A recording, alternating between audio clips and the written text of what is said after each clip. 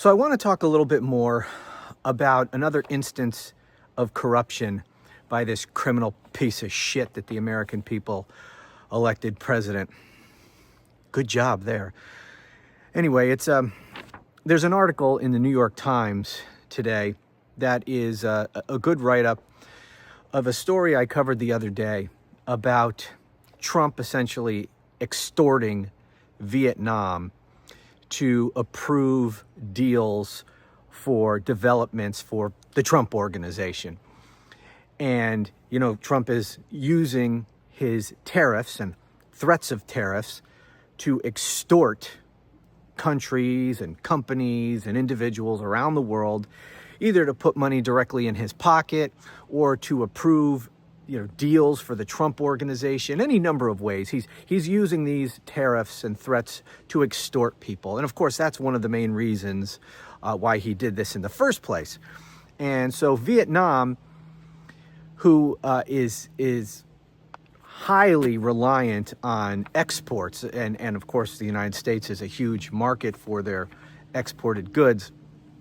And so if Trump puts these massive tariffs on Vietnam, it would really do great damage to their economy. And so they're desperate to avoid these tariffs. And so right at a time when their negotiators are in consultation or in talks with the White House, lo and behold, just at that time, Vietnam bypasses all of their laws related to this kind of thing and makes a special exception and just immediately approves a $1.5 billion development deal for the Trump organization.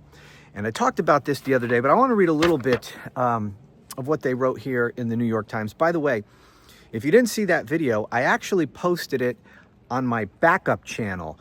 And just so you know about that, I have a channel that's just sort of been sitting there doing nothing for the last couple of years that I started posting to again because there's just so much going on, and I found that YouTube doesn't like it very much when I post too many times a day on this channel. So when I have a lot to get to, I'm going to be posting more and more on that other channel. So I will link to that video in the description below, and I hope you will check it out and subscribe to that channel. By the way, I posted there this morning, and on that video, I talk about his ridiculous, insane, really, rambling speech, the commencement address he delivered at West Point yesterday. And anyway, please check it out. I talk about that and a whole bunch of other things as well. So I will link that video in the description below. So please check it out. And I will link this this article from the New York Times. But let me read a little bit.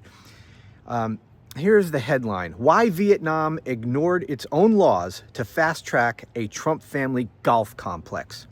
When officials in the home province of Vietnam's top leader went door-to-door recently, pressing residents to sign letters agreeing to the Trump organization's plans for a new golf community, Ly Vang Truong wanted to refuse. Planning documents promised a new benchmark in luxury, recreation, and business. Mr. Truong, 54, pictured something else. Okay, I got lost there. Pictured something else. The uprooting of a cemetery with 5 generations of his ancestors and the loss of rich farmland that has sustained local families for centuries. Yet he signed anyway because, as he put it, quote, "There's nothing I can do." Trump says it's separate, the presidency and his business, Mr. Truong said, but he has the power to do whatever he wants.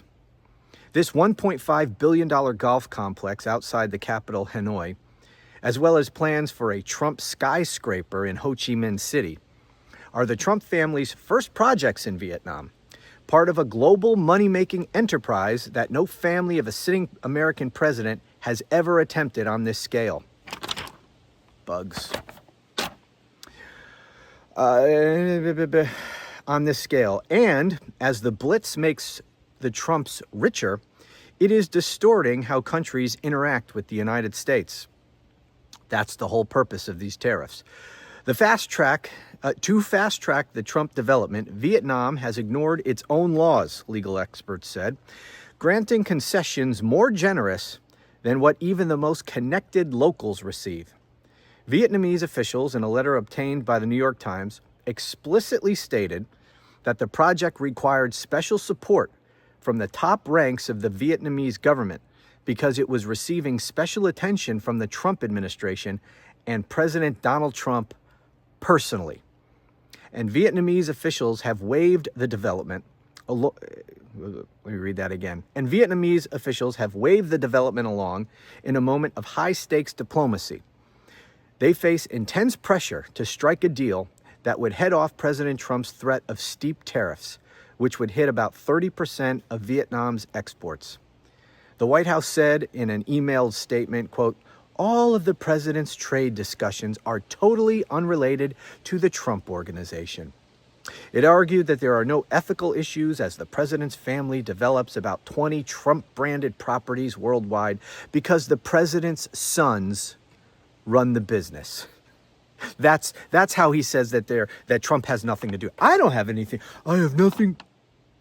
What the hell was that animal? I have nothing to do with this. My sons run the business. My hands are clean. It's just so ridiculous. He owns the fucking organization. It's a privately held company that he owns.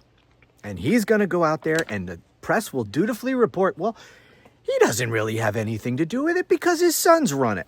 I guess we're all just supposed to pretend to be stupid and go along with this. Vietnamese officials say that prioritizing Trump projects assists the country's economic rise. But as the deal-making accelerates and collides with U.S. threats to free trade, the line between Trump the president and Trump the tycoon is now seen by diplomats, trade officials, and corporations worldwide as so obviously blurred that governments feel compelled to favor anything Trump-related, which again was the entire purpose of the tariffs. And way to go, Congress, in letting him get away with this. Here he is, usurping the power of Congress because the president has no authority to impose tariffs unilaterally. Taxes, tariffs, all of those kinds of things have to be done by Congress. But Trump is just doing them on his own. Why? Because Congress, in their infinite wisdom, passed a law, because they do this all the time. They pass a law just giving the president sweeping powers if there's an emergency. Oh, if there's an emergency, you can do this, you can do that.